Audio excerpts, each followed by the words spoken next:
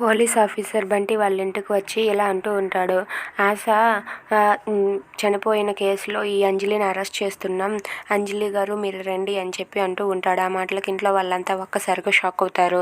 ఇక అరుణ్ అయితే ఏంటి ఆ అమ్మాయి చనిపోతే మా కూతురు అంజలిని మీరు అరెస్ట్ చేయడం ఏంటి అనేసి అడుగుతూ ఉంటాడు. ఆ మాటలకు పోలీస్ ఆఫీసర్ ఇలా అంటూ ఉంటాడు.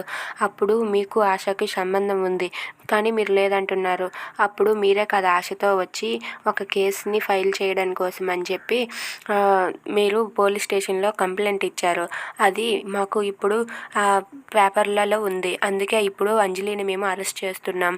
అప్పుడు ఆశ కంప్లైంట్ ఇచ్చింది, ఇప్పుడు అంజలిని అరెస్ట్ చేస్తున్నాం. దయచేసి అంజలిని మాతో పంపించండి అని చెప్పి ఆ కానిస్టేబుల్స్ అయితే అంజలిని పట్టుకొని పోలీస్ స్టేషన్కి తీసుకుని వెళ్తూ ఉంటారు. ఇక అంజలి అయితే నన్ను వదలండి అంటూ గట్టిగా అరుస్తుంది. అయినా సరే అంజలిని జైల్లో సెల్లో పెట్టేస్తారు.